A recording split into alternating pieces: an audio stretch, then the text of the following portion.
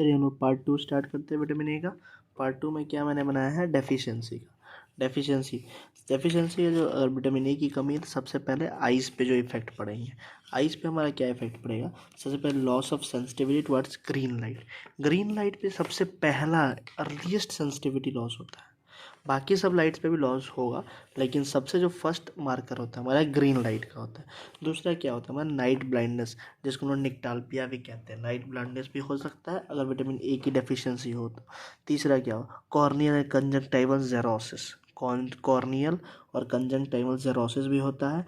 बिटॉट्स spots जो होता है वो आएगा। ये क्यों होता है, क्योंकि कंजंक्टिवल केराटिनाइजेशन के कारण। कंजंक्टिवा में केराटिनाइजेशन होने लगता है। केराटिनाइज क्या होगा, यानी कि वो रुखरा होने लगेगा। ठीक है। फिर चौथा आता है हमारा कॉर्नियल अल्सर एंड केराटोमलेशिया। केराटोमलेशिया मतलब क्या हुआ, जो कॉर्निया होता है उसका डीजेनरेशन स्टार्ट हो जाता है, उसी को हम लोग केराटोमलेशिया कहते हैं। कॉर्नियल अल्सर हो सकता है और केराटोमलेशिया हो सकता है। आइज का अब खत्म हो गया। आइज में उसके हम लोग skin and mucosa. Skin and mucosa में जो होता है हमारा स्किन जो होता है टोड स्किन हो जाता है, यानी कि टोड जो होता है, जो फ्रॉक का जो फ्रॉक का जो जैसे जैसे वो होता है हमारा डेवलपमेंट होता है, तो सबसे पहला चीज़ जो होता है टोड होता है, उसी की तरह हमारा स्किन हो जाता है, इसलिए इसको टोड स्किन कहते हैं। दूसरा क्या होता है स्क्वामस मेटाप्लेसिया इन म्यूकस सिक्रीटिंग। म्यूकस सिक्रीशन जहाँ से होता है वहाँ स्क्वामस मेटाप्लेशिया हो जाएगा। स्क्वामस मेटाप्लेशिया क्या होता है, ये क्या होता है बेनाइन चेंजेस हो जाता है, जो मतलब non cancerous changes in squamous of epithelium के स्क्वामस में नॉन कैंसरस चेंज जो होता है उसी को हम लोग कहते हैं स्क्वामस मेटाप्लेशिया। फिर हम लोग आ जाते हैं यूजेस एंड टॉक्सिसिटी। यूजेस, अब विटामिन ए का क्या क्या यूज़ है। विटामिन ए का जो यूज़ है हमारा सबसे पहला जो होता है क्या है, बीटा कैरोटीन जो होता है वो है विटामिन ए है। इसका क्या यूज़ है, ये क्यूटेनियस पोरफायरिया जो होता है। पोरफायरिया क्या होता है, हमारा हीम जो सिंथेसिस जो होता है हमारा हीम डिग्रेडेशन सिंथेसिस, वहाँ पे अगर कोई भी स्टेप या कोई भी एंजाइम की डेफिशिएंसी या कोई भी एंजाइम खराब हो गया तो जो बीमारी होगा उसको ना पोरफायरिया कहते हैं। ठीक है। तो beta carotene is used for treatment of the cutaneous porphyria. All trans retinoic acid, जितने भी ट्रांस रेटिनोइक एसिड होते हैं is used for the treatment of leukemias में भी किस टाइप का ट्रीटमेंट, डिफरेंशिएशन थेरेपी देने में काम आता है हमारा ऑल ट्रांस रेटिनोइक एसिड। फिर 13 सिस रेटिनोइक एसिड। 13 सिस रेटिनोइक एसिड जो आता है हमारा वो आता है PCN। ठीक है। सबसे सिस्टिक एक्ने जो हमारे फेस पे हो जाता है उसके ट्रीटमेंट में काम आता है। सोरियासिस के ट्रीटमेंट में काम आता है। और न्यूरोब्लास्टोमा ऑफ चाइल्डहुड में जो न्यूरोब्लास्टोमा होता है उसके ट्रीटमेंट में काम आता है। ठीक है।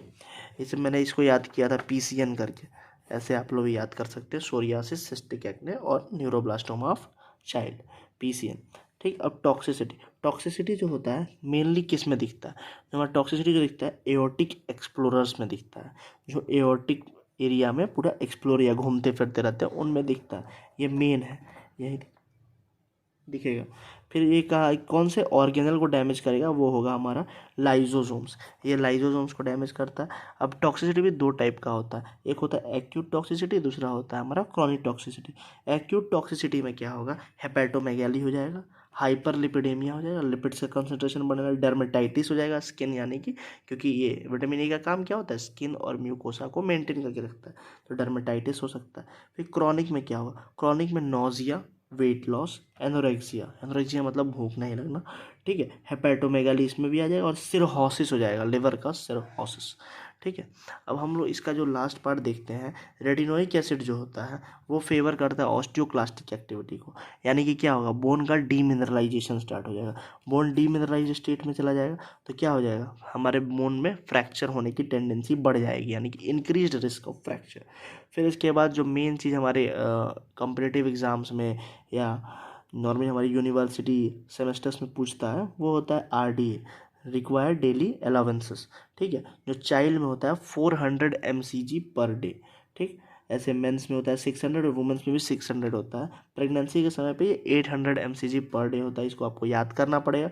और एक और यहाँ पे याद रखिएगा, लैक्टेशन के समय पे कितना होता है, तो लैक्टेशन के समय पे जहाँ तक मुझे याद है 950 mcg पर डे होता है। 950 mcg पर डे होता है किस समय पे, लैक्टेशन के समय पे।